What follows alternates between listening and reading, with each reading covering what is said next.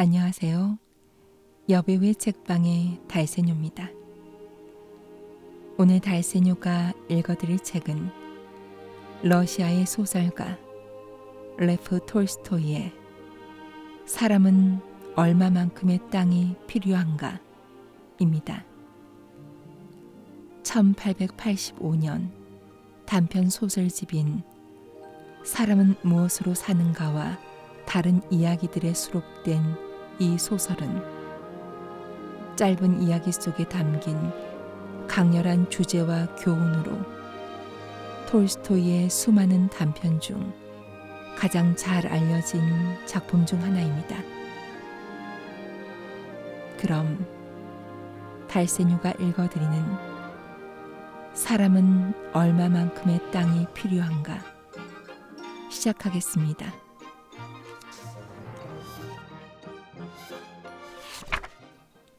도시에서 사는 언니가 시골에 사는 여동생을 찾아왔다.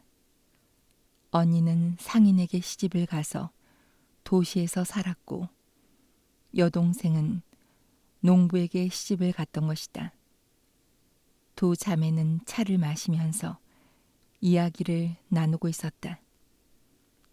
그러다가 언니는 자기의 도시 생활을 자랑하기 시작했다. 도시에서 얼마나 넓고 아담한 집에 살고 있는가. 아이들을 얼마나 잘 입혀 놓았는가. 얼마나 맛 좋은 것을 먹고 마시고 있는가. 얼마나 자주 마차를 타고 놀러 다니며 극장 구경을 하는가 등을 열심히 늘어놓았다. 언니의 얘기에 동생은 분한 생각이 들어서 상인의 생활을 깎아내리고 자기네 마을 생활을 치켜 올리기 시작했다. 난 어떤 일이 있어도 내 생활을 언니 생활과 바꾸고 싶은 마음은 없어요. 물론 우리 집 생활이 화려하지는 못해요. 하지만 그 대신에 걱정이란 게 없거든요. 언니네 생활이 얼핏 보면 호사스럽긴 하지만 그게 실은 벌지 못하면 졸지에 빈털터리가 되는 수밖에 없는 거 아니겠어요? 속담에 오늘의 부자도 내일이면 남의 집 처마 밑에 서게 된다라는 말도 있잖아요. 거기에다 대면 우리네 농사일은 탄탄하단 말이에요. 농사꾼 생활은 오래 가거든요. 부자는 못 되더라도 배고픈 일은 없으니까요. 그러자 언니가 대꾸를 했다. 배만 고프지 않으면 뭘 해. 돼지나 송아지와 함께 사는 주제에. 그렇다고 좋은 옷을 입어? 좋은 교제를 해? 네 남편이 아무리 억척같이 굴어봐야 결국 거름 속에서 살다가 거름 속에서 죽지 뭐니? 네 아이들 역시 마찬가지지. 동생은 말했다. 그게 우리들 일인걸요? 그 대신 우리네 생활에 위험이라는 건 조금도 없거든요. 누구한테 머리 숙일 필요도 없고 누굴 무서워할 필요도 없고 말이에요. 하지만 도시에선 온통 유혹 속에서 사는 거나 다름없잖아요. 오늘은 무사하더라도 내일이면 어떤 악마에게 홀릴지 모르니까요. 형부만 하더라도 그렇지. 언제 노름에 미칠지 술에 빠질지 알 게 뭐예요? 그리고 그렇게 되는 날에는 모든 게 끝장나는 거 아니겠어요? 안 그래요? 동생의 남편인 바흠은 벽난로 곁에서 여자들이 하는 이야기를 듣고 있었다. 그 말이 옳은 얘기야. 우리야 어릴 때부터 땅을 파먹고 살아왔으니 어리석은 생각은 할 수가 없지. 지금 이 생활에서 땅만 여유가 있다면 난 겁날 게 없어. 악마도 무섭지 않다고. 여자들은 차를 다 마신 뒤에도 한참 동안 온 이야기를 하다가 찻잔을 치우고 잠자리에 들었다. 그런데 악마가 난로 뒤에 웅크리고 앉아 이 말을 죄다 듣고 있었다. 악마는 농부가 아내의 이야기에 말려들어 자기에게 땅만 있으면 악마도 무섭지 않다고 큰소리치는 것을 듣고 매우 기뻐했다. 됐어. 악마는 생각했다. 어디 너와 한번 승부를 겨뤄보자. 내가 너에게 땅을 듬뿍 주지. 땅으로 너를 사로잡고 말겠어. 마을에는 그다지 크지 않은 땅을 가진 여자 지주가 살고 있었다. 그녀는 120대샤티나 가량 되는 땅을 가지고 있었다. 그녀는 이제까지 농민들과 사이좋게 지내왔고 농민들을 학대한 일도 없었다. 그런데 최근에 군인 출신인 남자가 관리인으로 고용되었고 그는 걸핏하면 트집을 잡아 벌금을 받아내어 농민들을 괴롭히기 시작했다. 바음 역시 아무리 조심을 해도 말이 지준의 귀리밭으로 뛰어든다든가 암소가 지주집 마당으로 들어간다든가 송아지가 풀밭으로 들어간다든가 하는 것은 막을 도리가 없었다. 그때마다 일일이 벌금을 물 수밖에 없었다. 벌금을 물게 될 때마다 바음은 집안 식구들을 욕하며 때리곤 했다. 이 관리인 때문에 바음은 여름 동안 무척이나 고생을 했었다. 그래서 가축들을 우리에 들여놓을 계절이 되자 오히려 마음이 홀가분해졌을 정도였다. 사료는 아까웠지만 걱정거리가 없어졌기 때문이었다. 그런데 겨울 동안 여지주가 땅을 팔려고 하고 그 땅을 큰 길에 여관집 주인이 사려 한다는 소문이 떠돌았다. 농민들은 그 말을 듣고 걱정이 되어 한숨을 내쉬었다. 만일 여관집 주인이 땅을 사게 되면 그자는 여지주네보다 더 지독한 벌금을 매길 게 틀림없어. 그러나 우리는 이 땅 없이는 살아갈 수가 없지. 모두 이 주변에서 살고들 있으니. 사람들은 한 덩어리가 되어 여지주를 찾아가서 땅을 여관집 주인에게 팔지 말고 자기들에게 양도해 달라고 부탁했다. 마을 사람들은 마을 조합에서 땅을 모두 사들일 준비를 하고 여러 번 집회를 가졌으나 결정을 내릴 수가 없었다. 악마가 회방을 놓았기 때문에 어떻게 해도 의견을 모을 수가 없었던 것이다. 그래서 사람들은 각기 자기 형편대로 따로따로 사기로 했다. 여지주 쪽에서도 이에 동의했다. 바음은 이웃집 사람이 20대샤티나를 샀는데 여지주가 반액만 받고 반액은 1년 안에 갚으라고 했다는 말을 들었다. 바음은 부러웠다. 다들 땅을 사버리면 난 아무것도 없잖아. 그래서 그는 아내와 의논을 했다. 다들 땅을 사는데 우리도 10대샤티나쯤은 사야 하지 않겠소? 그러지 않고는 살아갈 수가 없단 말이야. 관리인 녀석이 물리는 벌금 때문에 살 수가 없어.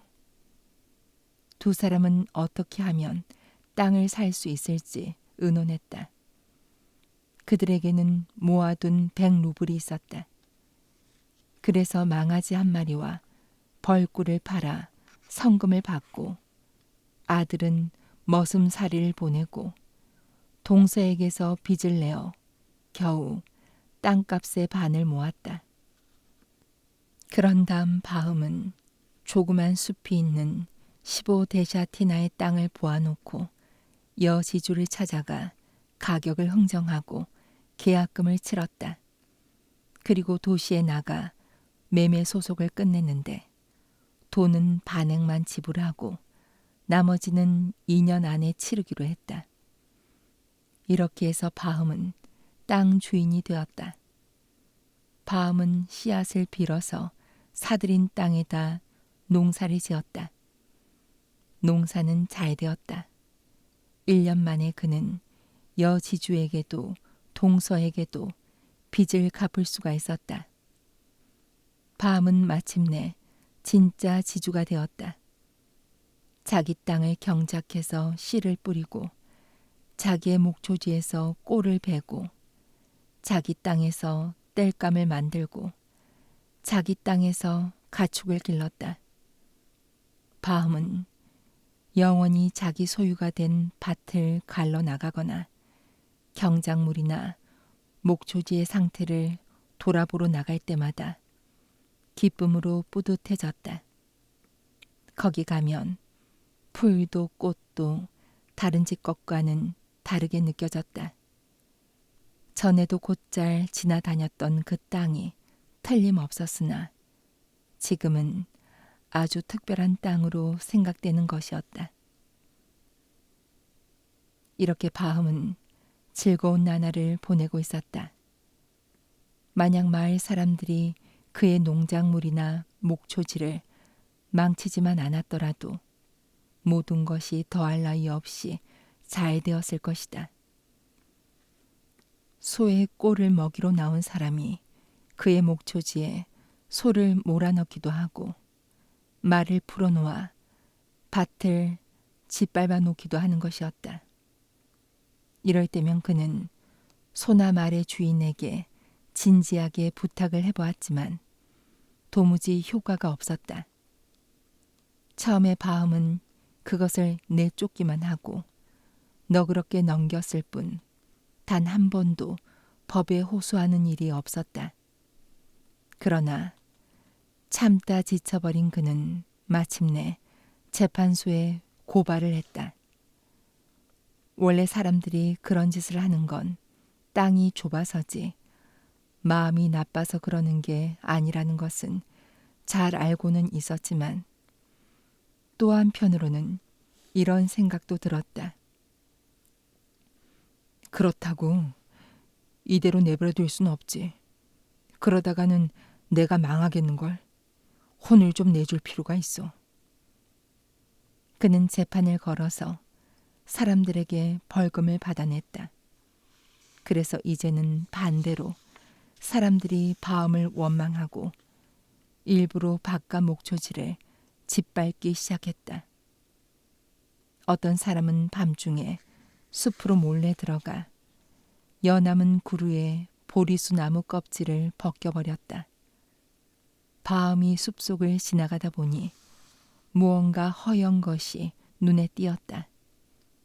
가까이 가보니 껍질이 벗겨진 어린 보리수 나무가 잔뜩 어질러져 있었고 둥치가 잘린 구루터기가 여기저기 남아 있었다. 베려면 숲 가장자리 것이나 베든지 한 그루 정도라도 남겨뒀으면 좋았을 텐데. 바함은 화가 치밀었다. 나쁜 놈들 같으니 이 놈들을 찾아내서 단단히 혼을 내줘야지. 그는 누구의 소행일까 곰곰이 생각해봤다. 그리고 아무래도 쇼무카의 짓이 틀림없다고 단정하고는 곧장 쇼무카의 집으로 찾아갔으나 말다툼만 했을 뿐 아무것도 얻은 것이 없었다. 그래서 바함은 더욱더 쇼무카의 짓이 틀림없다고 믿게 되었다. 바함은 쇼무카를 고발했고 두 사람은 법정에 서게 되었다. 수차례 취조가 있었으나 증거가 없었기 때문에 쇼무카는 무죄가 되었다. 그래서 바함은 약이 올라 촌장과 재판관에게까지 행패를 부렸다. 당신들은 도둑편을 드는 거요? 만약 당신네들이 올바른 생활을 하고 있다면 도둑을 용서하진 않을 겁니다. 바함은 재판관과 이웃 사람들을 상대로 싸움을 벌였다. 마을 사람들은 집에 불을 지르겠다고 그를 위협했다. 이렇게 하여 바함은 땅은 넓게 가졌으나 좁은 세상에서 살아가게 되었다. 그때 농민들이 새로운 고장으로 옮기려 한다는 소문이 났다. 바음은 생각했다. 나야 내 땅을 떠나야 할 이유가 없지. 더구나 이 근방 사람들이 떠난다고 하면 이곳 땅도 좀 더 넓어지겠지. 그럼 나는 땅을 사서 이 부근 일대를 내 것으로 만들어야지. 그렇게 되면 살기가 좀 더 좋아질 거야. 아무래도 지금 상태로는 좀 좁단 말이야. 어느 날 바흠이 집에 있을 때 길 가던 나그네 한 사람이 들렀다. 집안 사람들이 그 나그네에게 음식을 대접했다.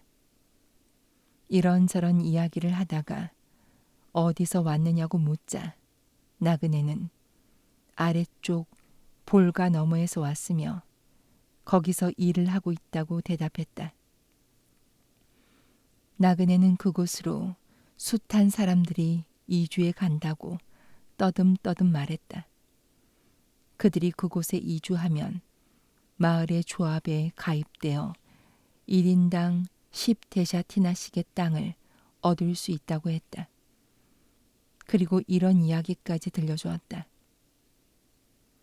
그 땅이 또 어찌나 비옥한지 밀농사를 지으면 그 키가 말이 보이지 않을 정도로 잘 자라고 밀 5줌이 한 다발이 되어버리죠.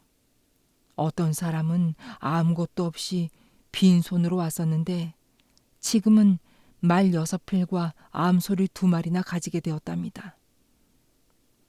바음은 흥분하여 말했다.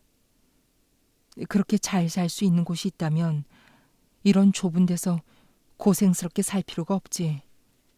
이따위 집은 팔아버리고 거기 가서 집을 짓고 한번 잘 살아보자. 이렇게 좁은 데에만 있다가는 평생 죄만 짓고 말 테니. 아무튼 내가 가서 직접 보고 와야지. 여름이 되자 바흠은 채비를 하여 길을 떠났다. 사마라까지 볼가 강으로 해서 기선을 타고 내려갔고 그 다음부터는 걸어서 400베르스타가량 갔다. 1베르스타는 3,500피트 정도 된다.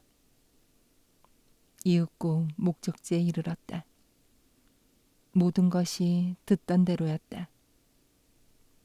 농민들은 1인당 10데샤티나의 땅을 배당받아 여유롭게 지내고 있었다.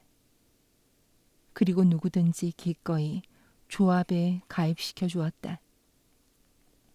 뿐만 아니라 돈이 있는 사람은 배당받은 땅 이외에도 제일 좋은 땅을 필요한 만큼 3루블의 가격으로 살 수 있었다. 가을이 채 되기도 전에 알고 싶은 것을 모두 알아가지고 돌아온 바흠은 전 재산을 팔기 시작했다. 땅은 꽤 비싸게 팔렸다. 집도 가축도 모두 팔렸다. 그는 마을의 조합에서 탈퇴하고 봄이 되기를 기다렸다가 가족을 데리고 새 고장으로 옮겨갔다. 바음은 가족을 데리고 새 고장에 이르자 곧 큰 마을의 조합에 가입했다. 마을의 노인들에게 술을 대접하고 필요한 서류를 모두 갖추었다.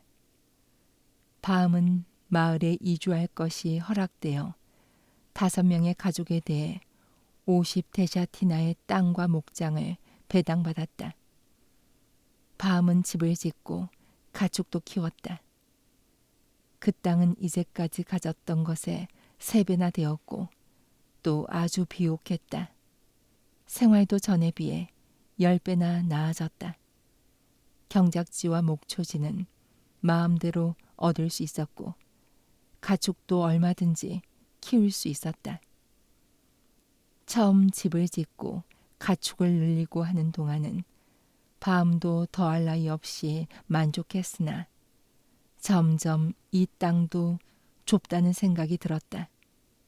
첫 해에 바음은 밭에 밀을 갈았다. 생각보다 잘 되었다.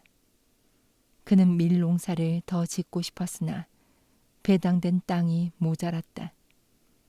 남은 땅은 밀농사에 적당치가 않았다. 이 지방에서는 밀을 억새밭이나 묵힌 땅에 심지 않으면 안 되었다. 1년이나 2년쯤 밀농사를 짓고 나면 또다시 풀이 날 때까지 묵혀두어야 했다. 하지만 그런 땅은 원하는 사람이 많았기 때문에 아무래도 모자라기가 일쑤였다. 따라서 여기서도 다툼이 벌어졌다. 돈이 있는 사람은 그 땅을 갖고 싶어 했고, 가난한 사람들은 도조를 받고 상인들에게 땅을 빌려주었다. 바흠은 좀 더 많은 밀농사를 짓고 싶었다. 그래서 이듬해에는 상인에게 가서 1년간 땅을 빌렸다. 그리하여 지난해보다도 더 많이 갈았는데 그것이 풍작이 되었다. 하지만 그곳은 마을에서 멀리 떨어져 있어 15베르스타나 운반해야만 했다. 그런데 그곳에서는 상업을 겸한 농민이 별장을 가지고 부유하게 살고 있었다. 별장을 가질 수 있다면 얼마나 좋을까? 그렇게 되면 모든 게 만족스러울 텐데. 그리하여 바흠은 어떻게 해서든지 자기 소유로 하기 위해 땅을 더 사고 싶어 했다. 바흠은 이렇게 하여 3년의 세월을 보냈다. 밀농사는 해마다 풍작이 되어 돈도 많이 모았다. 생활은 이것으로 충분했다. 하지만 바흠은 매년 땅을 빌리기 위해 안달을 해야 하는 일이 귀찮게 느껴졌다.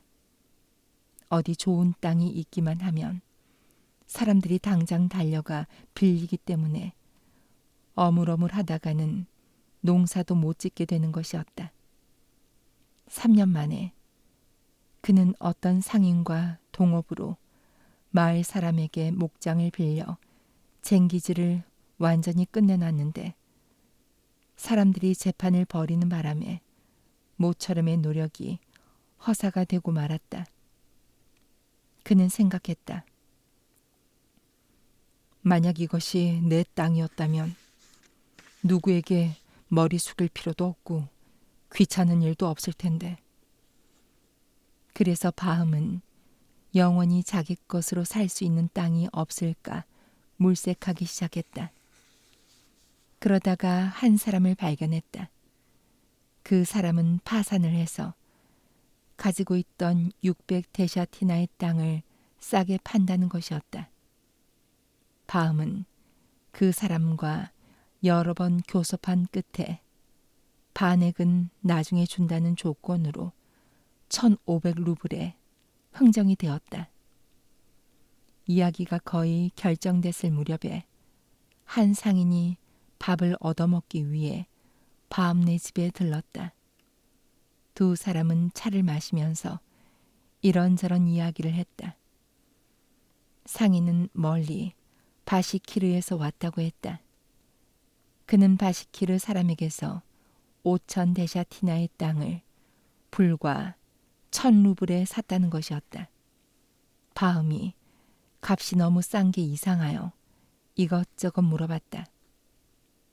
그저 노인들의 비위만 잘 맞춰주면 됩니다. 난 사람들에게 술을 대접해줬죠. 그 덕분에 1데샤티나에 20코페이카라는 헐값으로 샀지 뭡니까? 상인은 이렇게 말하며 땅 문서를 보여주었다. 또 그 땅은 모두 내를 끼고 있어서 억새풀이 나 있는 평원이랍니다. 바함은 여러 가지를 다시 자세히 캐물었다. 그 땅은 1년을 걸어도 아마 다 돌지 못할 거예요. 그것이 모두 바시키르 사람들 땅이죠. 그곳 사람들은 양같이 순해서 공짜나 다름없이 살 수 있어요. 바함은 생각했다. 가만히 있자. 그렇다면 땅을 사느라 빚을 내야 하는 어리석은 짓을 뭐 때문에 했다?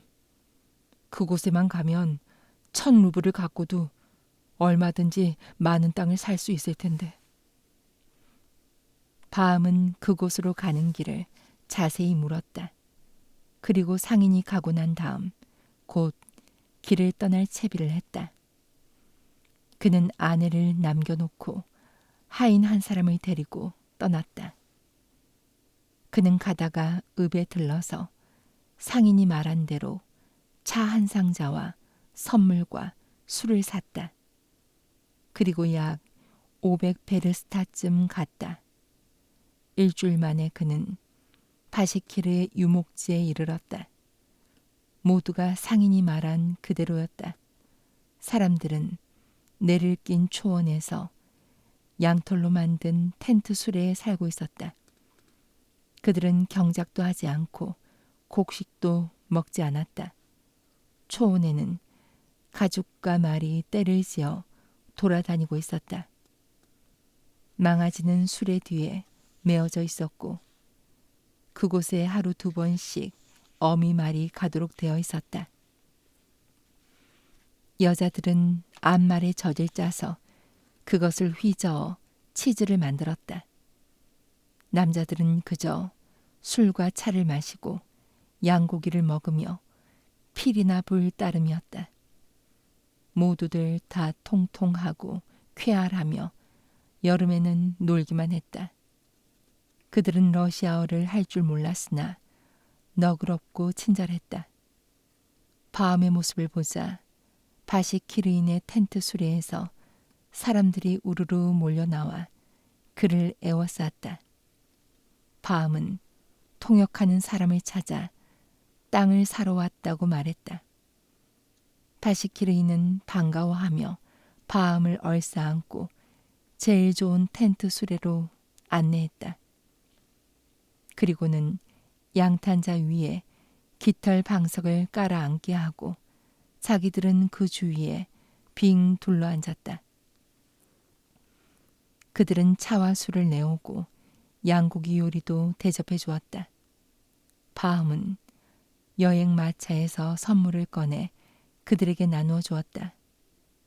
바시키르 사람들은 무척 기뻐했다.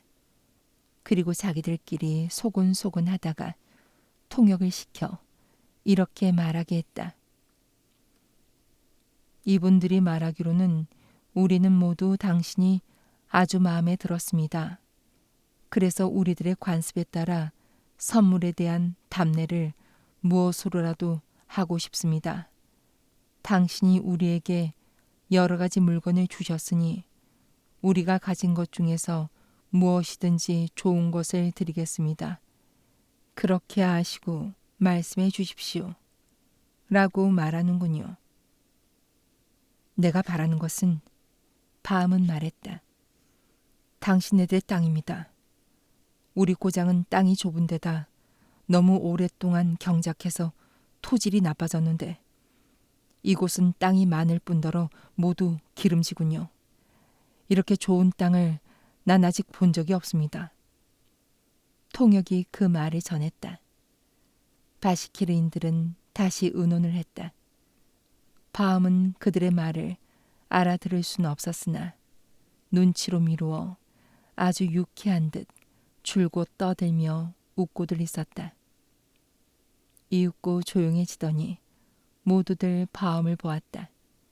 그리고 통역이 말을 시작했다. 모두들 말하기를 당신의 친절에 대해 이 사람들은 필요한 만큼의 땅을 기꺼이 드리겠다는 것입니다.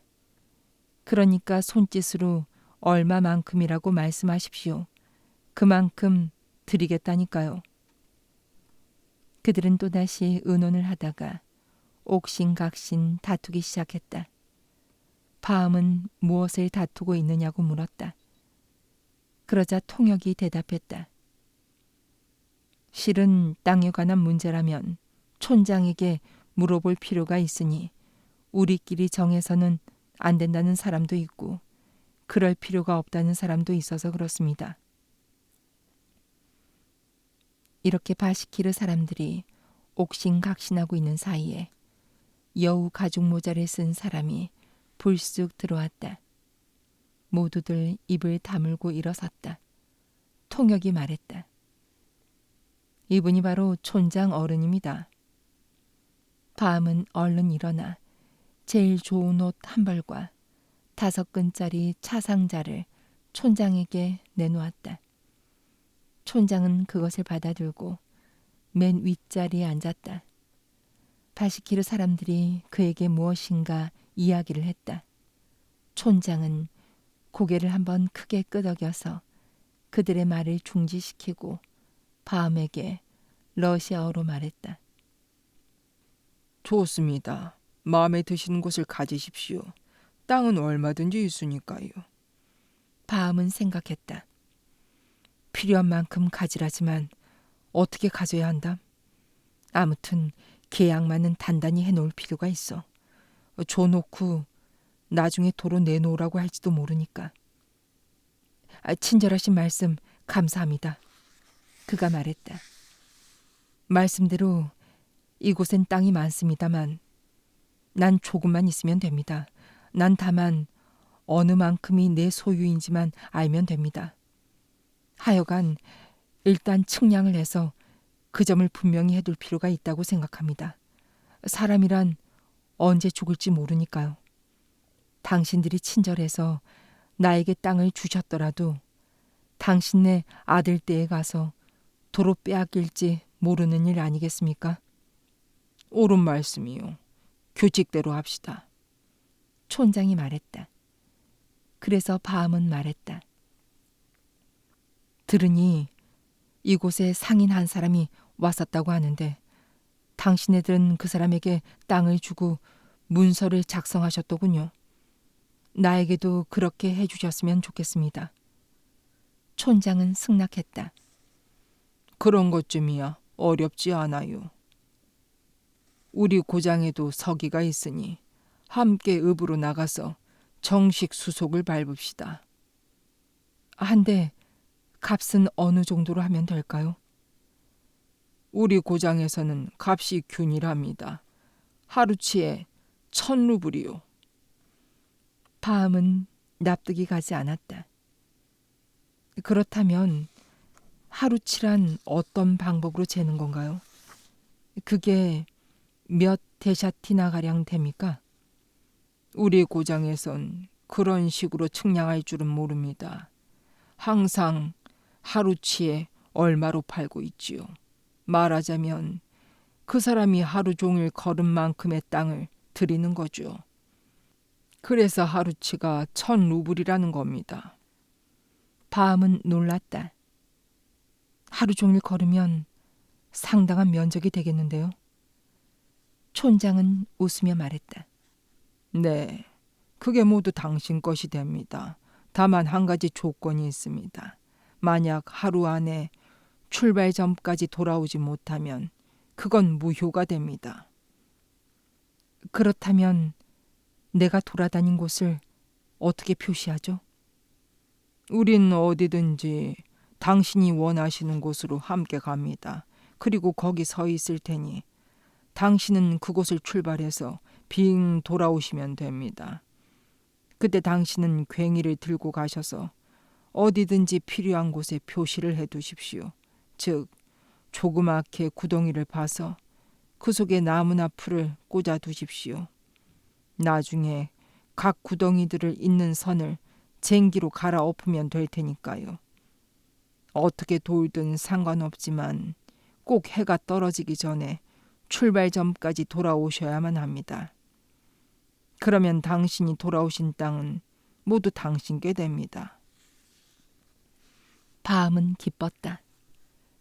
그들은 아침 일찍 출발하기로 약속했다. 그러고 나서는 이야기를 하며 술도 마시고 양고기도 먹고 차도 마시며 밤이 이슥하도록 즐겼다. 이윽고 그들은 바음에게 깃털 이불을 주고 각자 자기 수레로 돌아갔다. 바음은 깃털 이불을 덮고 누웠으나 통 잠을 이룰 수가 없었다. 줄곧 땅만 생각하고 있었다. 어떻게 해서든지 땅을 크게 차지할 궁리를 하고 있었다. 하루 종일 걷는 것이 50베르스타라고 하면 면적이 어느 정도나 될까? 그중 나쁜 곳은 팔든가 빌려주면 된다. 그리고 난 좋은 곳에 정착하면 된다. 쟁기를 끌 암소 2필에 머슴을 2사람 고용하여 50데시아티나 정도만 경작하고 나머지 땅에서는 목축을 하기로 하자.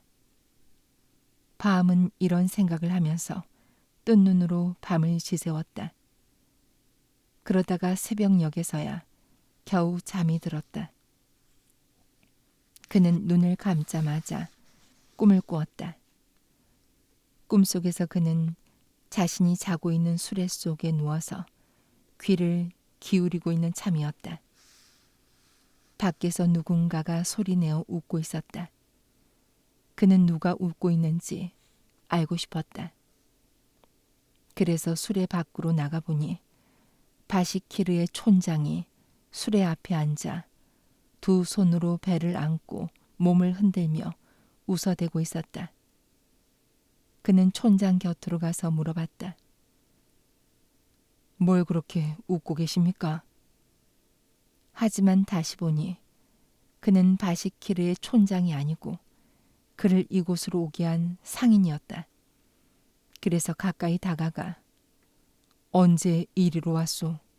하고 물으려 하자 어느새 그는 전에 볼가강 너머에서 왔던 그 농부로 변했다. 그런데 자세히 보니 그건 농부가 아니고 뿔과 발톱이 있는 악마가 배를 안고 웃고 있는 모습이었다. 그리고 그 앞에는 네이 바람에 맨발인 한 남자가 쓰러져 있었다.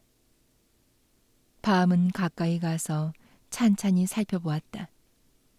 그런데 그 남자는 이미 죽어 있었고 그것은 바로 자기 자신이었다. 밤은 깜짝 놀라 눈을 번쩍 떴다.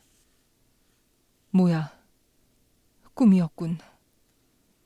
밤은 주위를 두리번거리다가 열린 문 쪽을 보니 밖은 이미 동이 터오고 있었다.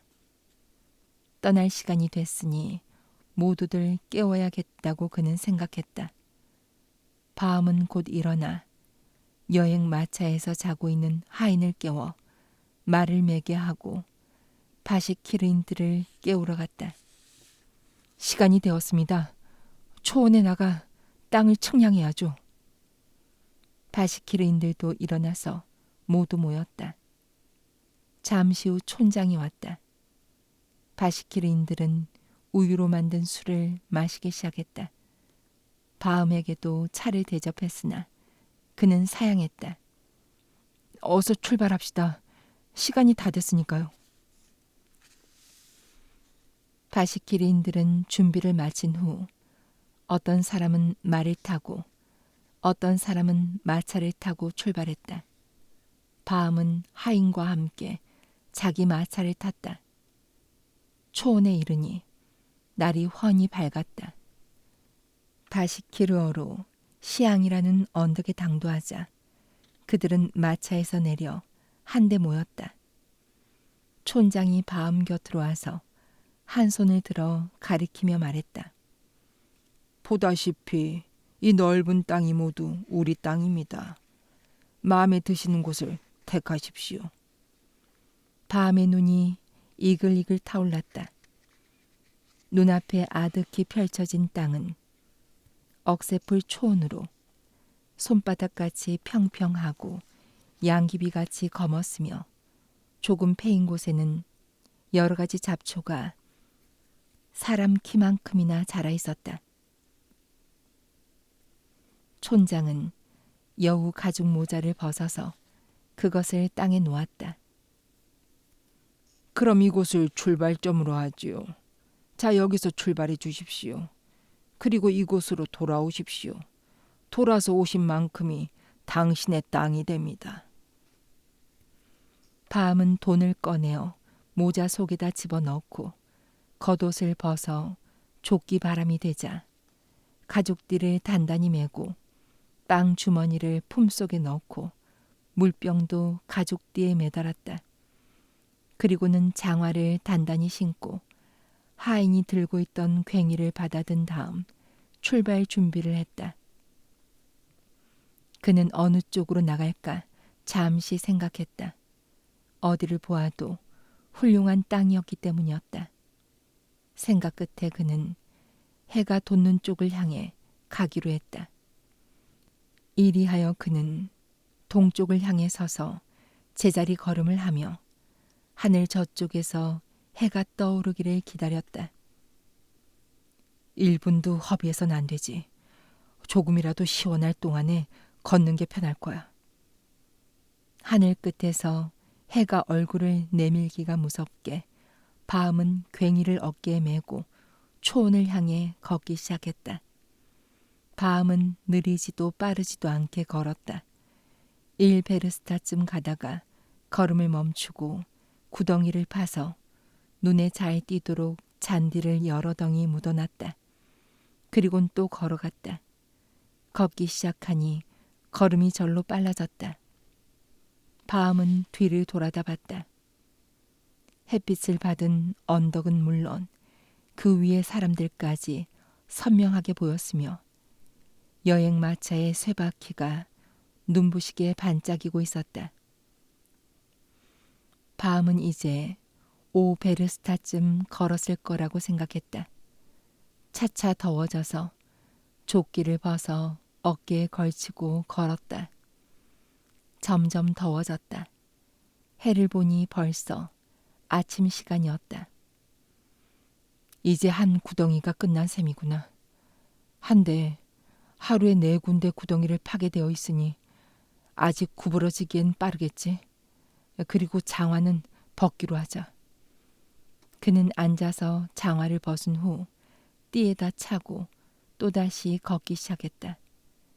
그러다가 생각했다. 여기서 5베르스타만 더 걷자. 그리고 왼쪽으로 구부러지기로 하자. 땅이 너무 좋아서 단념하기가 아까운걸. 가면 갈수록 더 좋으니.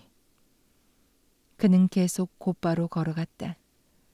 뒤를 돌아보니 언덕은 이미 아득히 멀어져 사람들은 개미처럼 아물아물했고 무엇인가 반짝거리는 것도 겨우 짐작할 수 있을 정도였다. 이만하면 이쪽은 충분히 잡았어. 이젠 구부러져야겠다. 땀을 흘렸더니 목이 타는군. 그는 이렇게 생각하고 멈추어 서서 되도록 큼직하게 구덩이를 파고 거기에 잔디를 묻었다. 그리고는 물통을 집어들고 물을 듬뿍 마신 다음 거기서 곧바로 왼쪽으로 구부러졌다. 또다시 걷기 시작했으나 갈수록 풀의 키가 높아져 몹시 더웠다. 바음은 피로를 느끼기 시작했다. 하늘을 쳐다보니 바로 한낮이었다. 이쯤에서 한숨 돌리자. 바음은 걸음을 멈추고 앉았다. 물을 마셔가며 빵을 먹었을 뿐 눕지는 않았다. 또 걷기 시작했다. 처음엔 수월하게 걸을 수 있었다. 금방 빵을 먹었기 때문에 기운이 났던 것이다. 그러나 더위는 점점 심해지고 졸음이 쏟아졌다. 그래도 그는 꾹 참고 걸으며 1시간의 인내가 일생의 덕이 되는 거라고 생각했다. 그는 한 번 구부러지고도 상당히 멀리 걸었다. 그래서 다시 왼쪽으로 구부러지려는데 가까이에 촉촉한 분지가 있었다. 이걸 그대로 버리기엔 아까운데 저기라면 아마가 잘 될 거야. 그리하여 다시 곧장 걸었다. 분지를 차지하고 나자 그 너머에 구덩이를 파고 2번째 모퉁이를 만들었다. 바음은 언덕 쪽을 돌아다 봤다. 더위 때문에 모든 것이 어물어물한 대기 속에서 언덕 위의 사람들도 아련하게 보였다. 자, 2쪽은 이렇게 길게 잡았으니 이번엔 좀 짧게 잡아야겠는걸. 3번째로 접어들자 그는 걸음을 빨리 했다. 해를 보니 이미 오후도 한나절이 지나 있었다. 그런데 세 번째 모퉁이에서는 겨우 이 베르스타밖에 못 왔고 출발 지점까지는 좋게 15베르스타는 남아 있었다. 안 되겠다. 비록 숲풀은 구부러졌지만 이젠 돌아가야겠다. 더 이상 탐내지 말고 서둘러야겠어. 땅은 충분해. 밤은 급히 구덩이를 파고는 거기서 곧장 언덕 쪽을 향했다. 밤은 언덕 쪽을 향해 걸었으나 차차 괴로워지기 시작했다. 몸은 땀투성이에 구두를 벗은 발은 찢기고 베어 상처투성이가 되어 제대로 걸을 수가 없었다. 쉬고 싶었지만 그럴 수도 없었다. 해가 지기 전에 도착할 수 없을 것 같았기 때문이다. 해는 사정없이 넘어갔다. 실패한 게 아닌지 모르겠어. 너무 욕심을 낸 게 아닐까? 만약 늦으면 어떡하지? 그는 언덕과 해를 번갈아 쳐다보았다. 출발 전까지는 아직도 멀었는데 해는 이제 막 지려하고 있었다. 밤은 걸음을 재촉했다. 그는 몹시 괴로웠으나 쉴 새 없이 걸었다. 그러나 가도 가도 길은 멀었다. 마침내 그는 뛰기 시작했다. 조끼도 장화도 물통도 모자도 내팽개치고 괭이만을 들고 그것을 지팡이 삼아 뛰었다. 내가 욕심이 지나쳤어. 이제 다 끝났다. 해 떨어지기 전에 도착하지 못할 것 같아. 그는 두려운 생각으로 숨이 막혀왔다. 밤은 무작정 달렸다. 땀에 젖은 내이는 몸에 찰싹 달라붙고 입은 바싹 말라버렸다. 가슴은 대장간 풀무처럼 펄럭거렸고 심장은 망치질을 하듯이 뚝딱거렸다. 다리는 남의 다리처럼 휘청거렸다.